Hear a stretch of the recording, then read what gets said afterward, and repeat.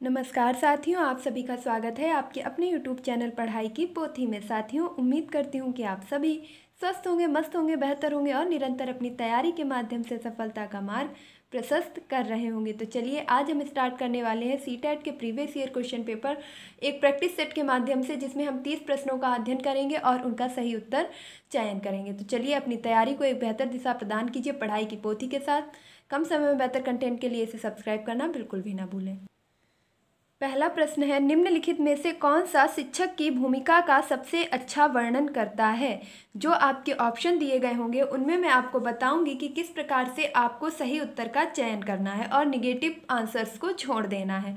तो प्रश्न आपसे कह रहा है, सबसे पहले यदि हम प्रश्न की भाषा को अच्छे से समझ लेते हैं, पकड़ लेते हैं, तो आंसर बनाना बहुत ही आसान हो जाता है। यह कह रहा है कि शिक्षक की भूमिका का सबसे अच्छा वर्णन कौन कर रहा है, मतलब शिक्षक की जो भूमिका है उसके बारे में सबसे अच्छी तरीके से कौन सा ऑप्शन आपका बता रहा है। ऑप्शन ए है, आराम के लिए जगह बनाना जहां बच्चे संवाद और पूछताछ के माध्यम से सीखते हैं। कहा जा रहा है कि क्या शिक्षक की यह भूमिका है कि वह आराम के लिए एक ऐसी जगह बनाता है जहां बच्चे आपस में संवाद करके और पूछताछ के माध्यम से सीख सकते हैं। ऑप्शन बी है, कक्षा में शिक्षक की सबसे महत्वपूर्ण भूमिका अनुशासन को बनाए रखना है। ऑप्शन सी है, एक शिक्षक को निर्धारित पाठ्य पुस्तक का पालन करना चाहिए। क्या यह सही है? या ऑप्शन नंबर डी कह रहा है, पाठ्यक्रम को समय पर पूरा करने के साथ साथ दोहराने के लिए पर्याप्त समय देना महत्वपूर्ण है। देखिए, हमने चारों ही ऑप्शंस को आराम से पढ़ लिया है। अब हम एक एक करके इनका अर्थ समझते हैं। शिक्षक की भूमिका, बिल्कुल बात सही कही गई है कि पाठ्यक्रम को वह समय पर पूरा करे और उसके साथ साथ दोहराने के लिए पर्याप्त समय भी दे। ये चीज़ बहुत ही महत्वपूर्ण है। लेकिन कहा गया है कि एक शिक्षक को निर्धारित पाठ्य पुस्तक का पालन करना चाहिए। ये भी बात ठीक है। कक्षा में शिक्षक की सबसे महत्वपूर्ण भूमिका अनुशासन को बनाए रखना है। शिक्षक की भूमिका है कक्षा में अनुशासन को बनाए रखना, लेकिन ये नहीं कहा जा सकता कि ये सबसे महत्वपूर्ण भूमिका है, क्योंकि अगर हम सिर्फ अनुशासन पे ही ध्यान रखेंगे और कठोर नियम बना देंगे, इनसे भी बच्चे अच्छे से नहीं सीख पाएंगे, क्योंकि वह अपने विचारों की अभिव्यक्ति नहीं कर पाएंगे। तो इन चारों ऑप्शंस में अगर हम देखें तो पहला ऑप्शन कह रहा है कि आराम के लिए जगह बनाना जहां बच्चे संवाद और पूछताछ के माध्यम से सीखते हैं। इन सभी में से जो सबसे महत्वपूर्ण आंसर है वह है कि जहां बच्चे स्वयं कौन कार्य कर रहा है, बच्चे पूछताछ के माध्यम से सीखते हैं।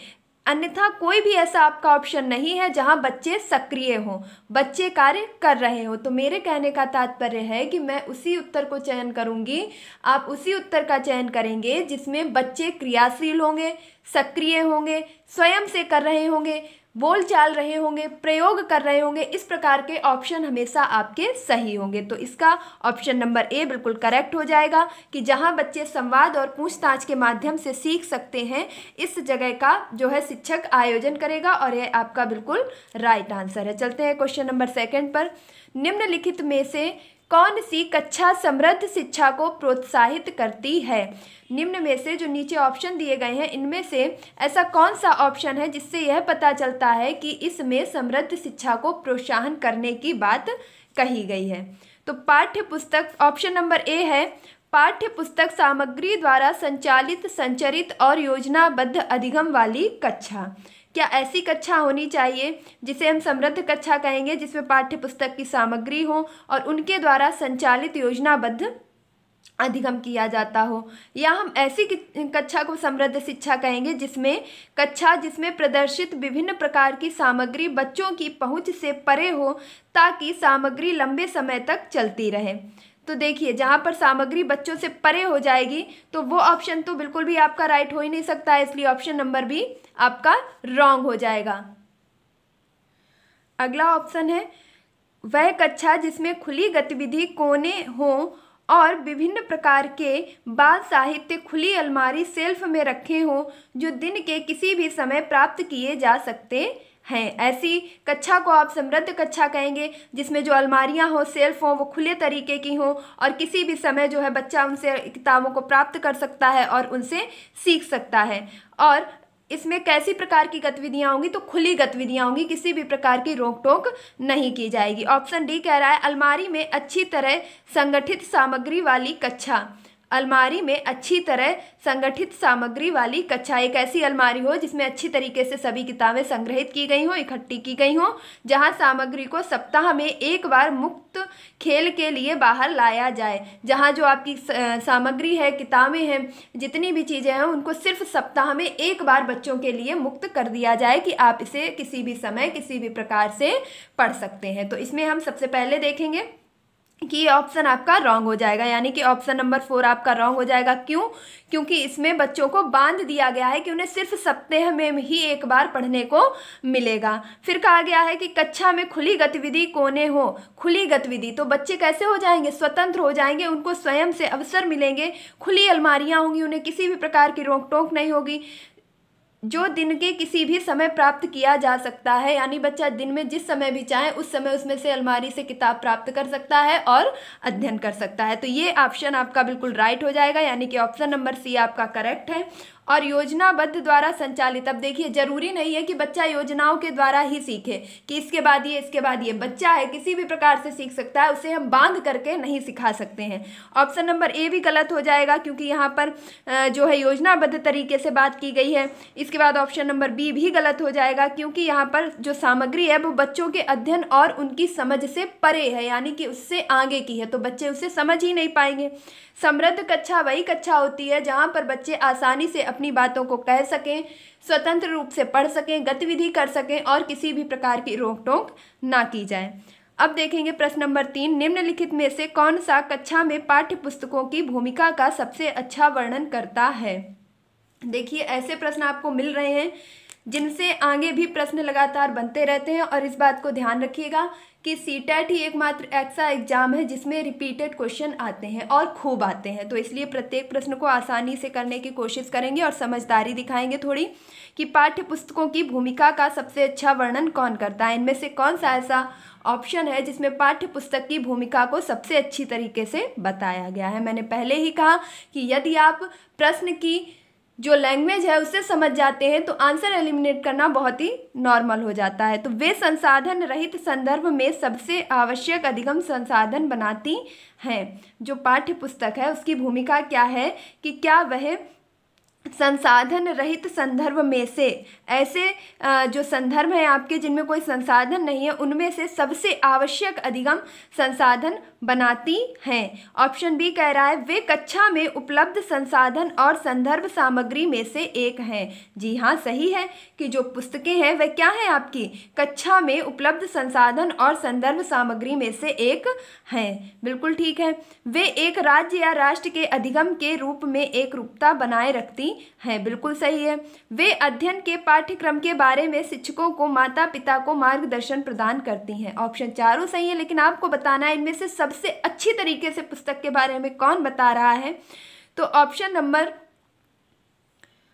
नंबर ए आपका सही हो जाएगा कि वे संसाधन रहित। देखिए पुस्तक में किसी प्रकार के संसाधन का प्रयोग नहीं किया जाता है, लेकिन सबसे आवश्यक अधिगम संसाधन बनाती हैं। वे स्वयं तो किसी भी संदर्भ में या किसी भी संसाधन का प्रयोग नहीं करती हैं, लेकिन एक आवश्यक अधिगम संसाधन के रूप में प्रकट होती हैं, और यह पुस्तक की सर्वश्रेष्ठ भूमिका है जिसका वर्णन किया जा रहा है। अगला देखेंगे क्वेश्चन नंबर 4, राष्ट्रीय पाठ्यचर्या फ्रेमवर्क 2005 ने अपनी समझ से प्राप्त की है। किससे प्राप्त की है? ऑप्शन ए संज्ञानात्मक सिद्धांत से, ऑप्शन बी मानवतावाद से, या ऑप्शन सी व्यवहारवाद से, या ऑप्शन डी कहा जा रहा है रचनावाद से। तो आप बताएंगे कि राष्ट्रीय पाठ्यचर्या फ्रेमवर्क 2005 के अनुसार जो समझ विकसित करने को कहा गया है कि बच्चे में आप किस प्रकार से समझ को विकसित करेंगे, तो क्या आप उसकी संज्ञानात्मक सिद्धांत अपनाएंगे, या मानवतावादी सिद्धांत अपनाएंगे, या व्यवहारवादी सिद्धांत अपनाएंगे, या रचनावादी सिद्धांत अपनाएंगे। तो देखिए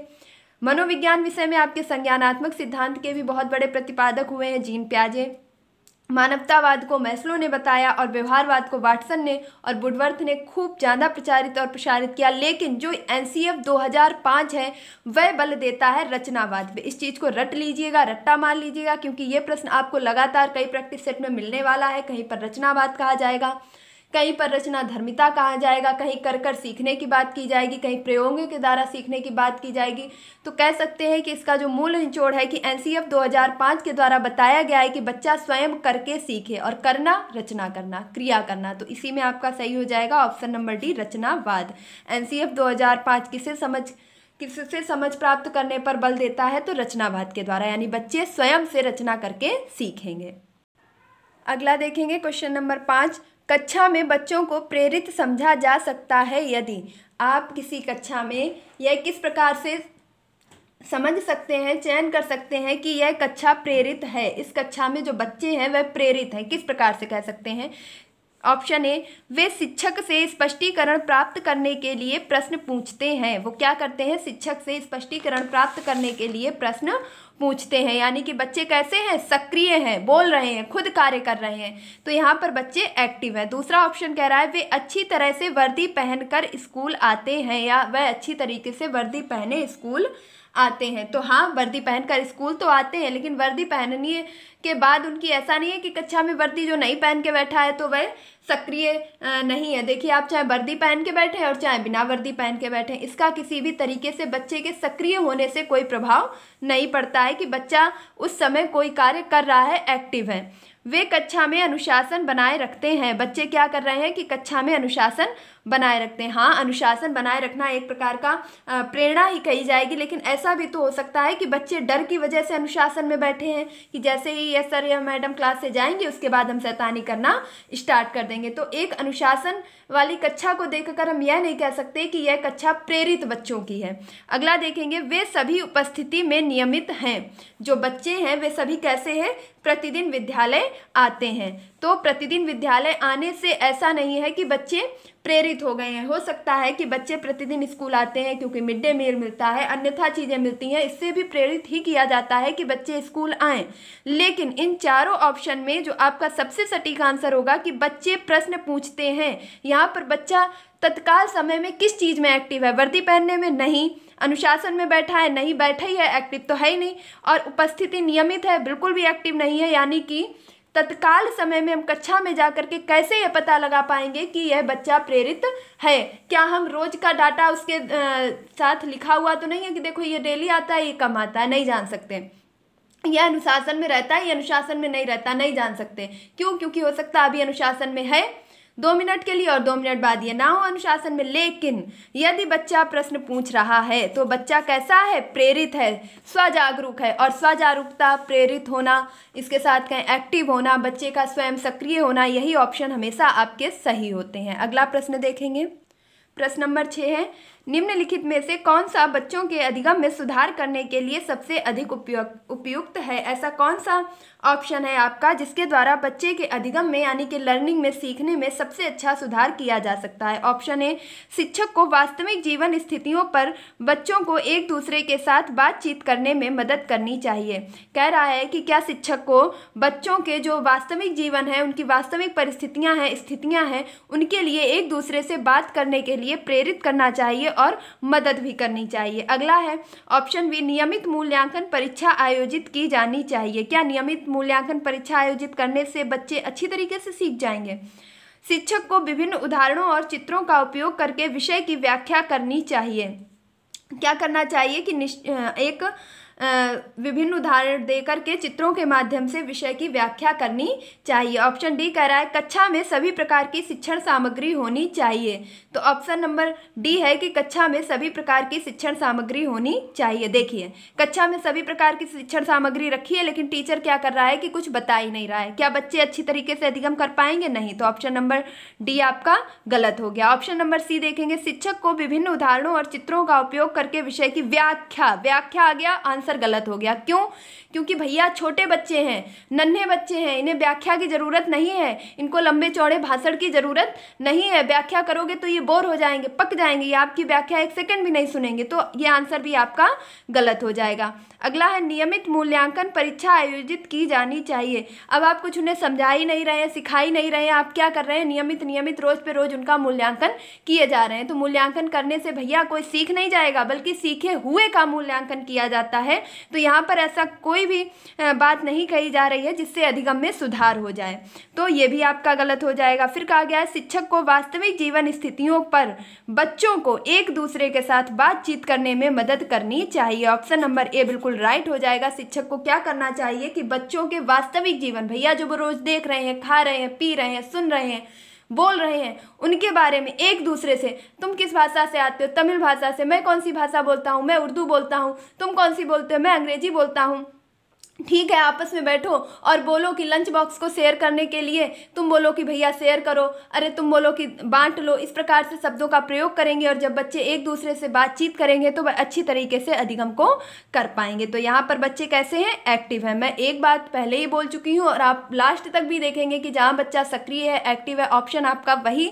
सही होगा। अगला प्रश्न देखेंगे, अनुशासन जो अधिगम में एक महत्वपूर्ण भूमिका निभाता है, अनुशासन जो अधिगम वातावरण में एक महत्वपूर्ण भूमिका निभाता है, किस तरह की मदद करता है। प्रश्न का जो रेफरेंस है यानी कि संदर्भ है, अर्थ है, उसका यह अर्थ है कि अनुशासन अधिगम वातावरण में एक महत्वपूर्ण भूमिका निभाता है। जब भी हम अधिगम करते हैं, सिखाते हैं, तो अनुशासन का होना बहुत ही महत्वपूर्ण है। किस तरह से मदद करता है या सिखाने में किस तरीके से मदद करता है। ऑप्शन है बच्चों को उनके पाठ रटकर याद करने में, तो रटकर बिल्कुल गलत हो गया, रटना तो है ही नहीं। एनसीएफ जोर देता है रचनावाद पर, मैंने क्या बताया था, एनसीएफ जोर देता है रचनावाद पर, रटने पे जोर नहीं देता। भैया पकड़ ली पोथी और रट्टा मारे जा रहे, वो पुराने ढर्रे गए। बच्चों को अपनी शिक्षा को विनियमित और मॉनिटर करने के लिए जो अनुशासन है वह अधिगम वातावरण के लिए इसलिए महत्वपूर्ण है क्योंकि इसके द्वारा जो बच्चे हैं अपनी शिक्षा को विनियमित और मॉनिटर कर पाते हैं। क्या इसके लिए यह अच्छा है। फिर ऑप्शन सी कह रहा है चुप्पी साधे रहने के लिए, तो भैया चुप्पी तो बिल्कुल ही गलत हो गया ना, बच्चा कुछ कर ही नहीं रहा ना, बोल ही नहीं रहा, बिल्कुल चुप शांत बैठा है, कुछ भी सिखाओ कोई मतलब नहीं, मैं अनुशासन में हूँ। अरे इतना भी अनुशासन में नहीं रहना है कि मैंने अगर कुछ ए को बी लिख दिया तो बच्चा बोल ही नहीं रहा, क्यों, क्योंकि सर जी ने तो कह दिया कि बीच में नहीं बोलना है, तो ये अनुशासन नहीं है। अगला है शिक्षकों को निर्देश देने में जो अनुशासन है वो अधिगम में इसलिए महत्वपूर्ण भूमिका निभाता है क्योंकि इसकी मदद से शिक्षक निर्देश दे पाते हैं। तो इस तरीके का ऑप्शन भी आपका सही नहीं होगा। तो यहाँ पर आपका जो सही आंसर हो जाएगा वह हो जाएगा कि बच्चों को अपनी शिक्षा को विनियमित और मॉनिटर करने के लिए बच्चे अपनी शिक्षा को स्वयं के द्वारा आगे बढ़ा सकेंगे और उस पर अपनी पकड़ स्वयं बना सकेंगे, सीख सकेंगे, किसके द्वारा, तो अधिगम के द्वारा। अगला देखेंगे प्रश्न नंबर 8, अनुवांशिकता और पर्यावरण की भूमिका के बारे में निम्नलिखित में से कौन सा कथन सत्य है। अनुवांशिकता और पर्यावरण, देखिए हेरिडिटी और इन्वायरमेंट दोनों बालक के डेवलपमेंट के लिए बहुत ही ज़्यादा इम्पॉर्टेंट रोल निभाते हैं। तो ये अनुवांशिकता और पर्यावरण जो भूमिका निभाते हैं इनके बारे में जो सत्य कथन है उसे बताना है। पर्यावरण केवल बच्चे के भाषा विकास में महत्वपूर्ण भूमिका निभाता है। भैया क्या जो पर्यावरण है उसके द्वारा सिर्फ बच्चे का भाषा विकास होता है, ऐसा तो बिल्कुल भी नहीं है। और एक चीज़ याद रखेंगे कि जहाँ पर भी आपको केवल शब्द लिखा मिल जाए, क्या लिखा मिल जाए, केवल, तो वह आंसर आपका कभी भी नहीं हो सकता है, वह आपका रॉन्ग ऑप्शन है। शीटेट में कभी भी केवल वाले जो आपके ऑप्शन मिले उनको राइट नहीं करना है। ये आपके एक टैग वर्ड के रूप में बता सकती हूँ कि केवल वाले आंसर को हमेशा रॉन्ग करना है। अगला है विकास के कुछ पहलू अनुवांशिकता और कुछ अन्य पर्यावरण से अधिक प्रभावित होते हैं। बात सही है, कुछ पहलू अनुवांशिकता से प्रभावित होते हैं और कुछ पहलू पर्यावरण से। अगला देखते हैं, सीखने और प्रदर्शन करने की एक बच्चे की क्षमता जीनों द्वारा पूरी तरह से निर्धारित की जा सकती है। इन्होंने कहा कि भैया जो एक बच्चा है, पैदा हो गया है, उसके सीखने की क्या क्षमता है, वह किस प्रकार से कार्य करेगा, ये सब चीज़ें उसकी अनुवांशिकता पर निर्भर होती हैं। क्या ये बात सही है? ऐसा तो नहीं है ना भैया। अगर ये बताइए कि कोई पहलवान का बच्चा है, मान लीजिए कोई पहलवान का बच्चा है और वह जो पहलवान है बुद्धि से मोटा है, उसने जीवन भर पहलवानी ही की है, लेकिन हो सकता है कि उसका बच्चा जो हो, लड़का हो लड़की हो जो भी हो, वो आगे चल करके क्या बन जाए, IAS ऑफिसर बन जाए। तो ऐसा तो बिल्कुल भी नहीं है कि अनुवांशिकता ही डिपेंड करती है। हाँ, प्रभाव पड़ सकता है कि वह IAS ऑफिसर होने के साथ साथ शरीर में सुडौल और कैसा हो, मजबूत हो, लेकिन जरूरी नहीं कि वह पहलवान ही बने। अगला देखेंगे, अच्छी देखभाल और पौष्टिक आहार बच्चे के किसी भी जन्मजात विकार को दूर कर सकता है। अरे वाह, कितनी गलत बात कह रहे हैं, बिल्कुल बिल्कुल गलत है। क्यों? क्योंकि ये बताइए कि एक बच्चा यदि पैदा होता है और उसका एक पैर जो है वो विकलांग है एक पैर से, अब तुम उसको चाहे जितनी पौष्टिक सामग्री दो, कितना भी पौष्टिक आहार दो, अब तुमने उसको खूब भर भर के प्रोटीन खिलाया, कार्बोहाइड्रेट खिलाया, खूब अच्छी अच्छी चीज़ें खिलाई, लेकिन भैया क्या उसका पैर दोबारा जम आएगा, निकल आएगा? बिल्कुल भी नहीं। तो इसका ऑप्शन कौन सा सही हो जाएगा कि विकास के कुछ पहलू, ऑप्शन नंबर बी एकदम राइट हो जाएगा। विकास के कुछ पहलू आनुवांशिकता से और कुछ अन्य पर्यावरण से अधिक प्रभावित होते हैं, यानी कि बच्चे के जीवन पर कुछ प्रभाव आनुवांशिकता का और बहुत कुछ प्रभाव पर्यावरण का पड़ता है। यानी कि यदि बच्चा पहलवान का है तो उसका शारीरिक गठबंधन और सुडौलता होगी, लेकिन यदि वह ऐसे एनवायरनमेंट में छोड़ दिया जाता है जहां पढ़ाई लिखाई को अधिक महत्वता दी जाती है, सभी अधिकारी रैंक की पढ़ाई करते हैं, तो वह बच्चा भी आगे चल करके अधिकारी बन सकता है। अगला देखेंगे प्रश्न नंबर 9, निम्नलिखित में से कौन सा कथन पियाजे के सिद्धांत के अनुसार कहा नहीं जा सकता है? देखिए, नहीं वाले प्रश्नों को बहुत ही इत्मीनान से पढ़िएगा कि इनमें से कौन सा पियाजे के सिद्धांत के अनुसार कहा नहीं जा सकता है। पहले जान लेंगे कि पियाजे ने 4 संज्ञानात्मक सिद्धांत बताए हैं। तो पहला उन्होंने कौन सा बताया है? संवेगी गामक अवस्था, इंद्रिय जनित अवस्था या इसे मोटर अवस्था भी कहते हैं। इसके बाद उन्होंने कौन सा बताया है? मूर्त संक्रियात्मक और अमूर्त संक्रियात्मक। इसी प्रकार से उन्होंने क्या है 4 सिद्धांत कुल मिला करके दिए हैं। तो उसमें इन्होंने क्या नहीं कहा है उस पर ध्यान देंगे। बच्चे अपने पर्यावरण पर क्रिया करते हैं, बात सही है। विकास गुणात्मक चरणों में होता है, बिल्कुल सही है। बच्चे अपनी दुनिया के बारे में ज्ञान का निर्माण और उपयोग करते हैं, सही है। निरंतर अभ्यास से अधिगम होता है, चारों बातें सही हैं। लेकिन सीटेट का यही फॉर्मूला है कि बातें चारों सही है, लेकिन चारों में से कौन सबसे ज़्यादा सही है। लेकिन हमें इसमें क्या ढूंढना है? सही नहीं है। तो जो पियाजे हैं इन्होंने क्या कहा है कि बच्चे अपने पर्यावरण पर क्रिया करते हैं, बिल्कुल करते हैं, और ये बात सही है। फिर इन्होंने कहा है कि बच्चे अपनी दुनिया के बारे में ज्ञान का निर्माण करते हैं और उसका उपयोग करते हैं, ये भी बात सही है, क्योंकि इन्होंने कहा है कि बच्चा एक नन्हा वैज्ञानिक है जो अपने ज्ञान का स्वतः निर्माण करता है। ये कथन भी पूछा जा चुका है कई बार, तो चीज़ों को ध्यान से सुनिएगा। अगला है निरंतर अभ्यास से अधिगम होता है, ये बात भी बिल्कुल सही है कि यदि अधिगम लगातार किया जाए तो एक ना एक दिन वह अधिगम अवश्य सफल होता है, तो ये बात भी सही है। लेकिन इन्होंने ऐसा बिल्कुल भी नहीं कहा है कि विकास गुणात्मक चरणों में होता है, क्योंकि जो विकास है वह गुणात्मक और आपके मात्रात्मक दोनों चरणों में होता है। विकास गुणात्मक और मात्रात्मक दोनों चरणों में होता है। अगला देखेंगे, निम्नलिखित में से कौन सी पूर्व संक्रियात्मक विचार की एक सीमा नहीं है? कौन सी एक ऐसा जो है विचार है जिसमें पूर्व संक्रियात्मकता के बारे में पता नहीं चलता है? देखिए, 3 में चल रहा होगा और 1 में नहीं चल रहा होगा। तो ऑप्शन नंबर ए है आपका अनुत्क्रमणीयता, यानी कि किसी भी बात को आपने कहा और बच्चे ने पलट करके उसका जवाब दे दिया। जैसे अगर मैंने कहा कि भैया 4 के पहले क्या आएगा? 3, 4 के बाद क्या आएगा? 5, तो बच्चे में क्या हो गई? एक समझ हो गई। अनुत्क्रमणीयता का सिद्धांत इसे ही कह सकते हैं। ध्यान केंद्रित करने की प्रवृत्ति, जो पूर्व संक्रियात्मक अवस्था होती है, इसमें जो बच्चा है वो चीज़ों को क्या करता है? मूर्त रूप से अभी नहीं देख रहा है, वो सिर्फ चीज़ों को महसूस कर सकता है, या जो उसके सामने चीज़ें नहीं हैं उनके बारे में वह नहीं सोच सकता है। तो इसे पूर्व संक्रियात्मक विचार की सीमा नहीं है। ऑप्शन ए अनुत्क्रमणीयता, ऑप्शन बी है ध्यान केंद्रित करने की प्रवृत्ति। क्या है? ध्यान केंद्रित करने की प्रवृत्ति। अगला है प्रतीकात्मक विचार का विकास, ऐसे विचार बच्चे के मन में आना जो सामने प्रतीक के रूप में है।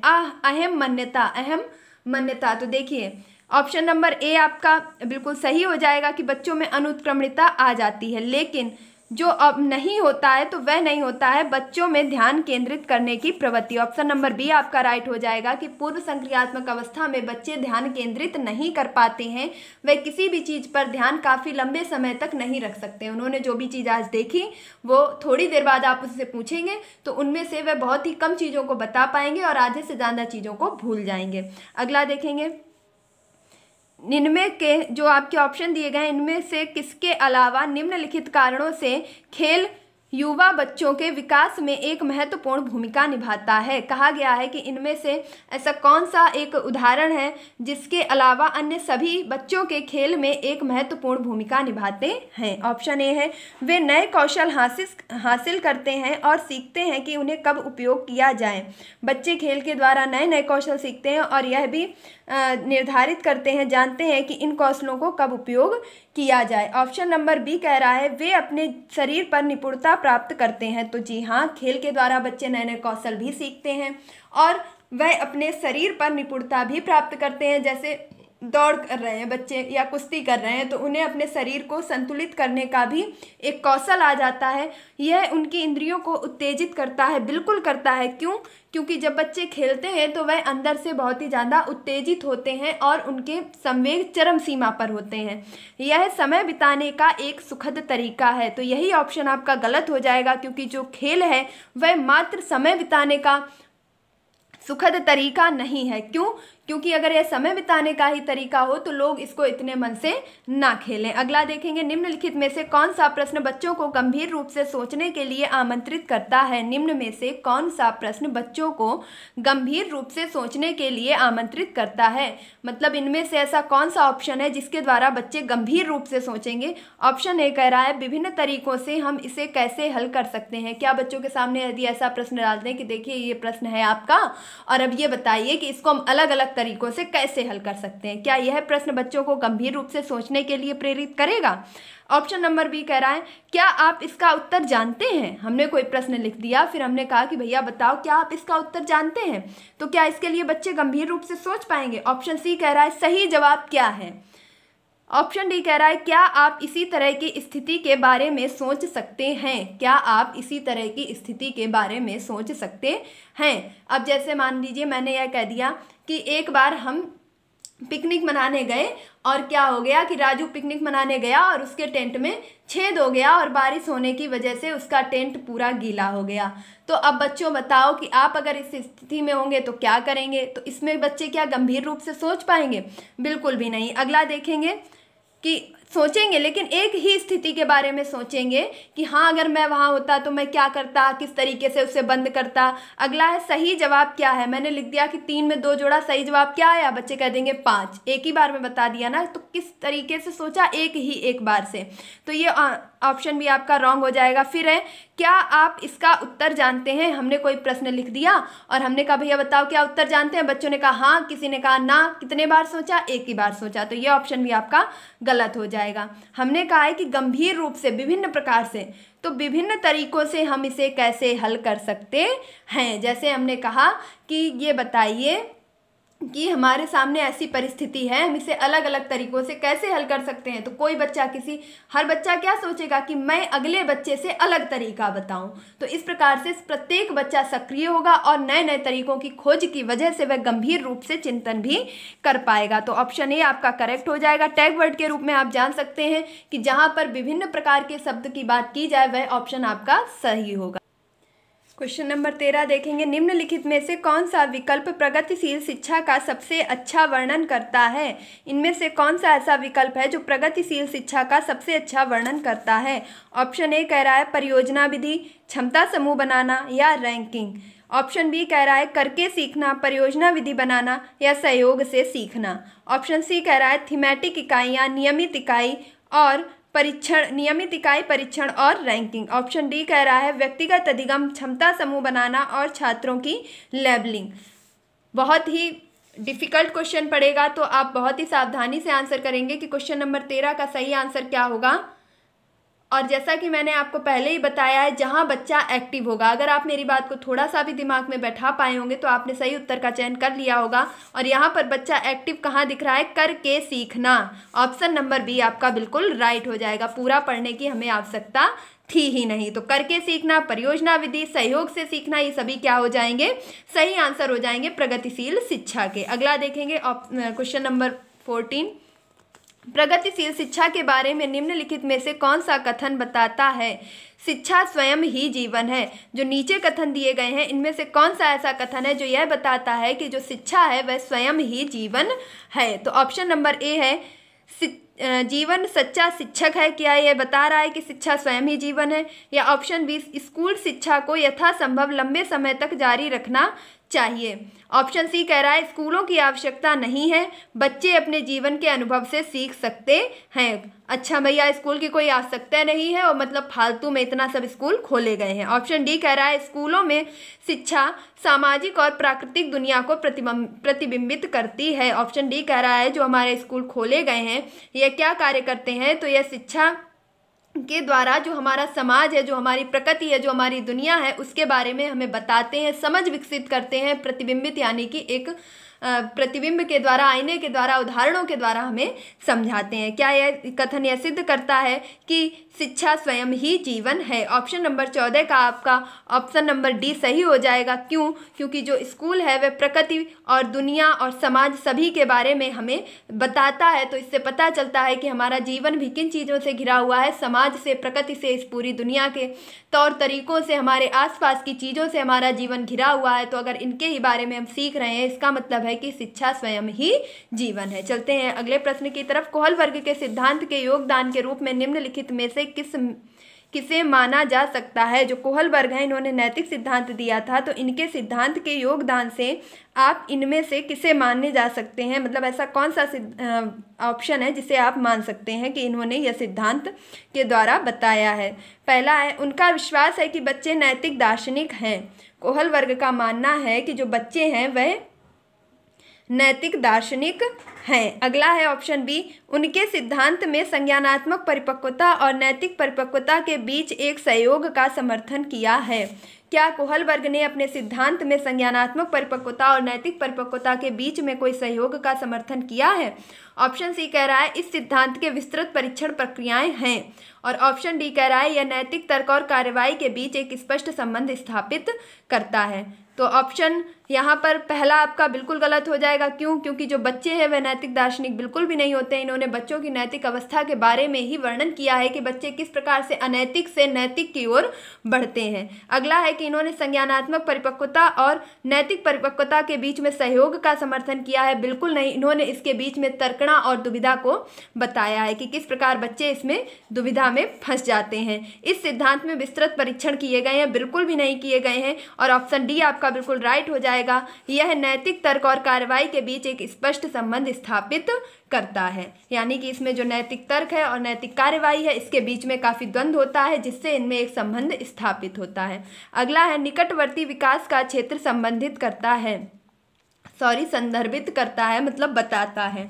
जो निकटवर्ती विकास का क्षेत्र है वह किस चीज़ को संदर्भित करता है? ऑप्शन ए, उस सीखने के बिंदु को जब सहयोग वापस लिया जाता है। जो निकटवर्ती विकास का क्षेत्र है क्या वह यह बताता है कि जब सहयोग वापस लिया जाता है, जब व्यक्ति सीखता है और सहयोग वापस ले लिया जाता है, उस चीज़ को क्या निकटवर्ती विकास का सिद्धांत कह सकते हैं? ऑप्शन बी कह रहा है उस चरण को जब अधिगम विकास संभव हो। ऑप्शन सी कह रहा है उस विकासात्मक चरण को जब बच्चा सीखने की पूरी जिम्मेदारी लेता है, जब बच्चा स्वयं ही जिम्मेदारी ले लेता है कि मैं सीख लूँगा। एक संदर्भ को जिसमें बच्चे सहयोग के सही स्तर के साथ कोई कार्य लगभग स्वयं करते हैं। बिल्कुल सही ऑप्शन है आपका ऑप्शन नंबर डी, यानी कि ZPD के सिद्धांत पर हम कह सकते हैं कि वाइगोत्स्की ने बताया है कि बच्चा हमारे सहयोग से ही सीखता है, लेकिन सहयोग कब, कैसे और कितनी मात्रा में देना है, तो हमें पहले सहयोग देना है। उसके बाद बच्चा जब स्वयं करने के लिए अपने आप से वह सक्षम हो जाए तो हमें अपने सहयोग को धीरे धीरे खत्म कर देना है। तो ये ZPD के सिद्धांत से प्रेरित प्रश्न है। अगला देखेंगे, एक उभयलिंगी व्यक्तित्व है। उभयलिंगी व्यक्तित्व क्या है? ऑप्शन ए कह रहा है समाज में प्रचलित रूढ़वादी लिंग भूमिकाओं का पालन करता है। ऑप्शन बी कह रहा है स्त्री लक्षणों वाले पुरुषों को संदर्भित करता है। क्या उभयलिंगी वह है जो स्त्री और पुरुष के बीच के लक्षणों को संदर्भित करता है, या उभयलिंगी यह है जो आमतौर पर माने गए पुरुष और स्त्री के गुणों का समायोजन करता है, या उभयलिंगी व्यक्तित्व उसे कह सकते हैं जो दृढ़ और अहंकारी होने की आदत रखता है? तो बहुत ही अच्छा प्रश्न है कि उभयलिंगी व्यक्तित्व कौन सा होता है। तो प्रश्न नंबर 17 का आपका जो सही आंसर हो जाएगा वह हो जाएगा ऑप्शन नंबर बी, एक ऐसा व्यक्ति जो स्त्री और पुरुष दोनों के लक्षणों को संदर्भित करता है उसे उभयलिंगी व्यक्तित्व कहते हैं। अगला देखेंगे, बच्चे को छोड़कर अन्य सभी के द्वारा लिंग भूमिकाएं ग्रहण कर सकते हैं। मतलब इनमें से जो भी ऑप्शन दिए गए हैं इनमें से कौन सा ऐसा ऑप्शन है जहां से बच्चे सिर्फ इसे छोड़ करके अन्य सभी से लिंग के बारे में भूमिकाएं ग्रहण कर सकते हैं। ऑप्शन ए है ट्यूशन। क्या ट्यूशन से बच्चे लिंग भूमिकाएं ग्रहण कर सकते हैं? ऑप्शन बी है मीडिया, ऑप्शन सी है समाजीकरण और ऑप्शन डी है संस्कृति। तो बच्चे इनमें से कौन सा ऐसा कारण है जिससे लिंग भूमिकाएं ग्रहण नहीं करेंगे, मतलब इसको छोड़कर अन्य सभी से करते हैं? तो ऑप्शन नंबर आपका जो सही हो जाएगा वह हो जाएगा ए। यहाँ से बच्चे लिंग भूमिकाएं ग्रहण नहीं करेंगे क्योंकि ट्यूशन में वह एक साथ लड़कियां भी पढ़ेंगी और लड़के भी पढ़ेंगे, जहां से बच्चों के अंदर लिंग की भूमिकाएं नहीं आएंगी।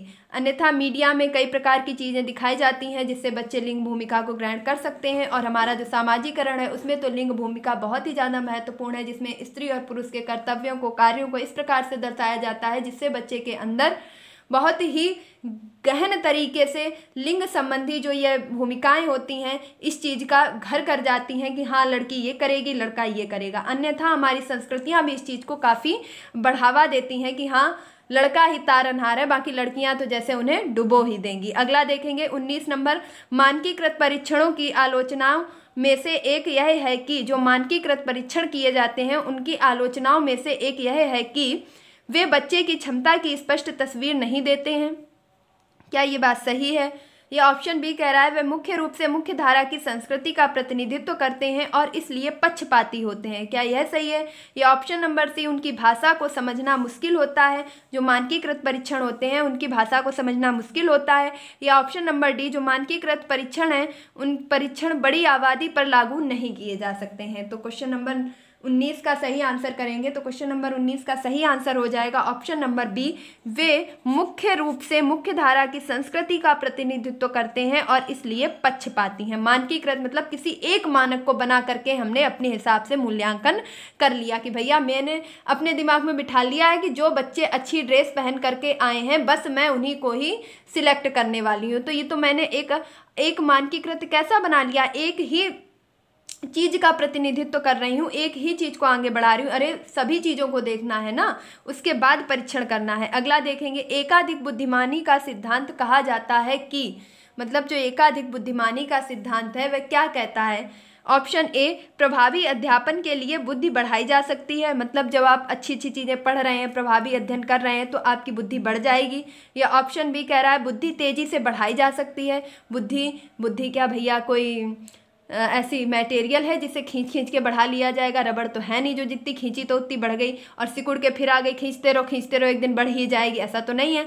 बुद्धि कई प्रकार की हो सकती है। जी हाँ, ये तो बात सही है कि बुद्धि कई प्रकार की हो सकती है। पेपर पेंसिल परीक्षण सहायक नहीं है। पेपर पेंसिल परीक्षण सहायक नहीं है। तो जो एकाधिक बुद्धिमानी का सिद्धांत है यह कहता है कि बुद्धि कई प्रकार की हो सकती है। किसी में कैसी बुद्धि हो सकती है? तार्किक, किसी में भावात्मक बुद्धि हो सकती है, किसी में सैद्धांतिक बुद्धि हो सकती है, किसी में नेता वाली बुद्धि हो सकती है। अगर बुद्धियों की बात करें तो हार्वर्ड गार्डनर के द्वारा बहुबुद्धि का सिद्धांत दिया गया जिसमें कुल 10 प्रकार की बुद्धियां बताई गई हैं। तो हम कह सकते हैं कि बुद्धि कई प्रकार की हो सकती है। अगला प्रश्न देखेंगे, शिक्षक सीखने के लिए मूल्यांकन और सीखने के मूल्यांकन दोनों का प्रयोग कर सकते हैं। देखिए, एक तो होता है सीखने का मूल्यांकन, एक होता है सीखने के लिए मूल्यांकन। मतलब आप किसी चीज़ को सीखने जा रहे हैं तो उसके पहले ये मूल्यांकन किया जाता है कि आप उस चीज़ को सीखने के लिए कितने सक्षम हैं। एक होता है सीखने का मूल्यांकन, जो आपने सीख लिया है वो आपने कितना सीखा है, कैसा सीखा है, इस चीज़ का मूल्यांकन। तो इन दोनों का उपयोग शिक्षक किस प्रकार से कर सकता है? ऑप्शन ए, बच्चों की प्रगति की निगरानी करने और उनके सीखने के अंतराल को भरने के लिए उचित लक्ष्य निर्धारित करने में। ऑप्शन बी कह रहा है बच्चों की प्रगति और उपलब्धि के स्तर को जानने में, बच्चे की सीखने की ज़रूरतों को जानने में और तदनुसार शिक्षण रणनीति का चयन करने में। अब आवधिक अंतरालों पर बच्चे देख लेंगे, आवधिक अंतरालों पर बच्चे के प्रदर्शन का आकलन करने और उसके प्रदर्शन को प्रमाणित करने में। क्वेश्चन नंबर 21 का सही आंसर करेंगे तो क्वेश्चन नंबर 21 का जो सही आंसर हो जाएगा वह हो जाएगा बी, बच्चों की प्रगति और उपलब्धि के स्तर को जानने में हम सीखने के मूल्यांकन का प्रयोग करेंगे। अगला प्रश्न देखेंगे, प्रश्न नंबर 22 है, निम्नलिखित में से कौन सा सतत और व्यापक मूल्यांकन से संबंधित नहीं है। इनमें से कौन सा ऐसा विकल्प है जिसका संबंध सतत और व्यापक मूल्यांकन से नहीं है। ऑप्शन ए, यह बच्चों को धीमे, खराब या बुद्धिमान के रूप में चिन्हित करने में उपयोगी होता है। ऐसा तो नहीं है।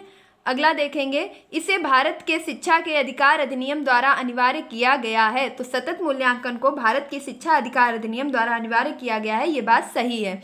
अगला देखेंगे, यह शिक्षण अधिगम प्रक्रिया का एक अभिन्न अंग है, ये बात सही है। या यह विभिन्न शिक्षा क्षेत्रों में बच्चे की उपलब्धता केंद्रित करता है, यह बात सही है। हमें छांटना क्या है, नहीं वाला। देखिए बहुत ध्यान से पढ़िएगा, नहीं वाला आंसर बताना है कि इनमें से कौन सा ऐसा है जो सतत व्यापक मूल्यांकन से संबंधित नहीं है। तो ऑप्शन नंबर ए देखेंगे कि यह बच्चों को धीमे, खराब या बुद्धिमान के रूप में चिन्हित करने में उपयोगी है। तो जी हाँ, सतत मूल्यांकन के द्वारा हम यह तो अंदाज लगा सकते हैं कि जान सकते हैं कि यह बच्चा कितने गति से सीख रहा है, कैसा सीख रहा है, यह कितने दिनों में सीख सकता है, इसकी बुद्धि का स्तर क्या है, इसकी बुद्धि लब्धि निकाल सकते हैं। तो यह हम सतत व्यापक मूल्यांकन के द्वारा काफ़ी हद तक जान सकते हैं। देखिए इस चीज़ का याद रखेंगे कि हम पूर्णतया नहीं जान सकते, हम काफ़ी हद तक निर्धारित कर सकते हैं। इसे भारत के शिक्षा अधिकार अधिनियम द्वारा अनिवार्य किया गया है। ऑप्शन सी है, यह शिक्षण अधिगम प्रक्रिया का अभिन्न अंग है। तो जी हाँ, सतत व्यापक मूल्यांकन के बिना कोई भी शिक्षा कार्य पूरा नहीं किया जा सकता है। यह विभिन्न शिक्षा क्षेत्रों में बच्चे की उपलब्धि पर केंद्रित है, यह भी बात आपकी बिल्कुल सही है। तो ऑप्शन नंबर बी आपका राइट हो जाएगा, जो कि गलत है। वही आपका सही आंसर है कि इसे भारत सरकार के शिक्षा के अधिकार अधिनियम द्वारा अनिवार्य किया गया है। तो शिक्षा अधिकार अधिनियम के द्वारा ऐसी कोई भी बात नहीं कही गई है। अगला देखेंगे,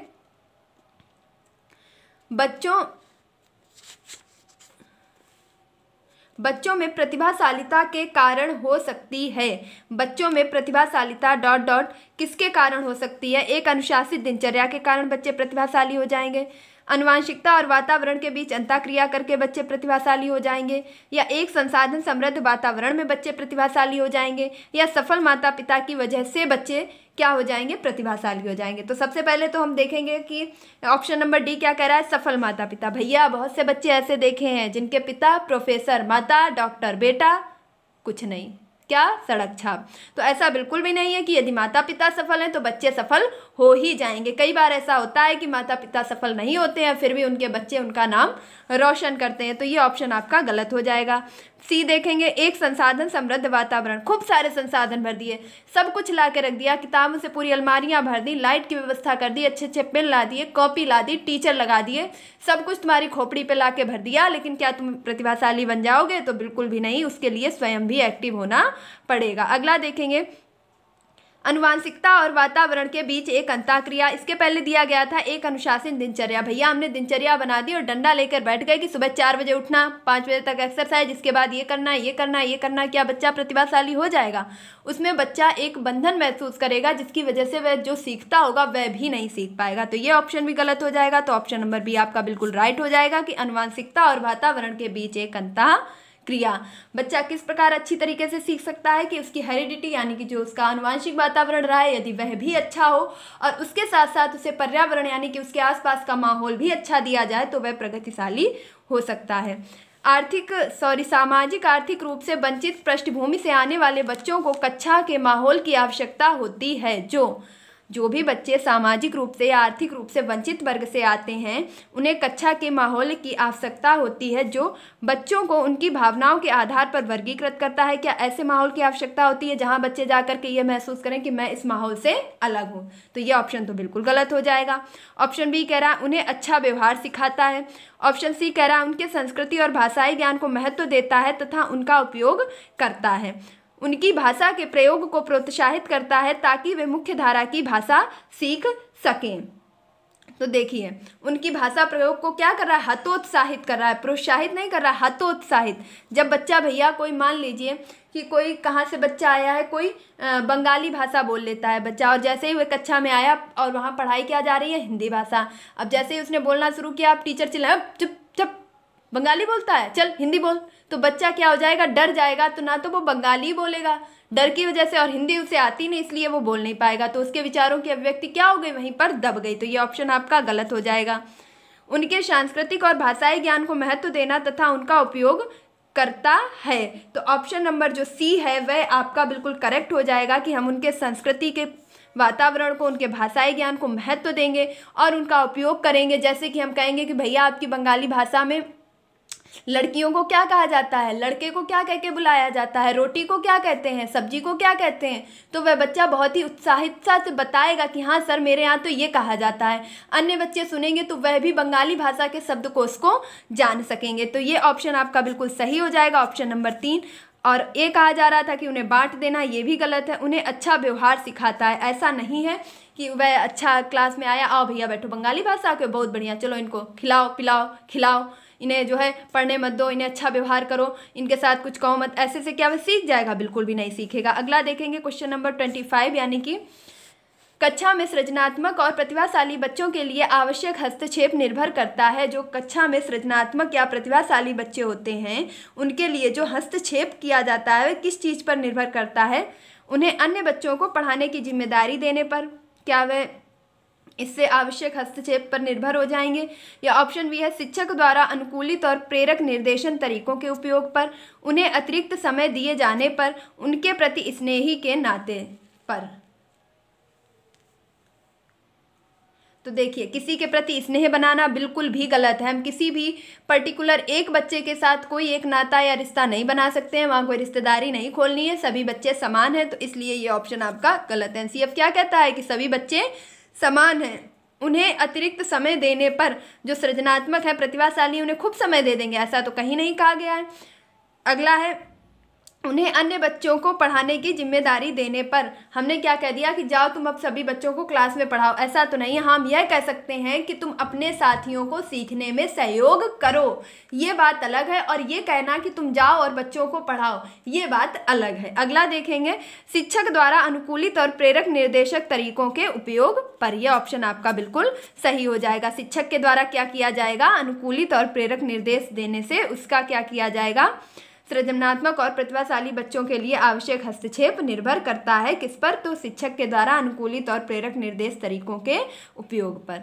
अगला देखेंगे अति संवेदनशील बच्चों को सीखने में मदद करने के लिए निम्नलिखित में से कौन सा तरीका उपयुक्त नहीं है? अति संवेदनशील बच्चे, देखा होगा आपने, कुछ बच्चे ऐसे होते हैं जो कक्षा में आते ही आते, आपने तो अभी डांटा भी नहीं, लेकिन आप किसी और बच्चे को डांट रहे थे और आपने पलट के उनकी तरफ देख लिया, इतने में ही क्या हुआ कि सिसकियां बढ़ गई और लगातार उनका रोना चालू है। तो ये बच्चे कैसे कहलाते हैं? अति संवेदनशील, जिनको खुद तो डांट नहीं पड़ी है लेकिन देख कर ही इतने ज़्यादा ये भावुक हो गए हैं, डर गए हैं।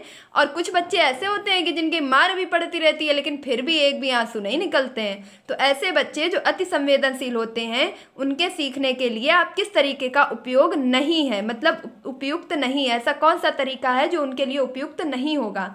तो बेचैन होने पर अक्सर उन्हें फटकार लगाना, तो ये तो गलत है कि अगर वो क्या है अति संवेदनशील है और आप उसे और फटकार लगा रहे हैं तो वो और भी ज़्यादा परेशान हो जाएगा। एक कार्य को छोटे प्रबंधनीय खंडों में तोड़ना, मतलब किसी भी बड़े कार्य को क्या करना, छोटा छोटा करके उसे बताना। अगला देखेंगे अधिगम के वैकल्पिक तरीकों की पेशकश करना, मतलब अधिगम सीखने के लिए उसके सामने अन्य विकल्पों के द्वारा उसे बताना। उनके दैनिक कार्यक्रम में शारीरिक गतिविधि का समावेश करना। तो देखिए इसमें क्या सही हो जाएगा? क्वेश्चन नंबर 26 में आपके कह रहा है कि उनके दैनिक कार्य में शारीरिक गतिविधि का समावेश करना। ये बिल्कुल सही है। जब वह शारीरिक रूप से स्वस्थ होंगे तो वह मानसिक रूप से भी स्वस्थ होंगे, जिससे उनकी अति संवेदनशीलता में प्रभाव पड़ेगा और वह धीरे धीरे नॉर्मल हो जाएंगे। तो ये आपका सही है, जो कि आपका आंसर नहीं होगा क्योंकि क्या पूछा गया नहीं है। ऑप्शन बी कह रहा है अधिगम के वैकल्पिक तरीकों की पेशकश, उन्हें नए नए तरीकों से सिखाना, ये भी सही है, तो ये भी आंसर नहीं होगा। अगला है एक कार्य को छोटे प्रबंधीय खंडों में तोड़ना, बिल्कुल सही है कि जब कार्य लंबा हो, गतिविधि लंबी हो तो उसे टुकड़ों में सिखाएं, ये भी सही है। लेकिन बेचैन होने पर अक्सर उसे फटकार देना, एक तो वह रो रहा है, तुमने कहा अच्छा देख के रोता है और रोएगा, तो वो उसकी हालत क्या होगी, वो और भी ज़्यादा परेशान हो जाएगा। तो यही चीज़ नहीं करनी है, तो ये ऑप्शन नंबर ए आपका सही हो जाएगा। अगला देखेंगे क्वेश्चन नंबर 27, अलग अलग सोच वाले पैटर्न उन बच्चों की पहचान करते हैं जो अलग अलग प्रकार से सोचते हैं। ऐसे बच्चे किस चीज़ की पहचान करते हैं? जो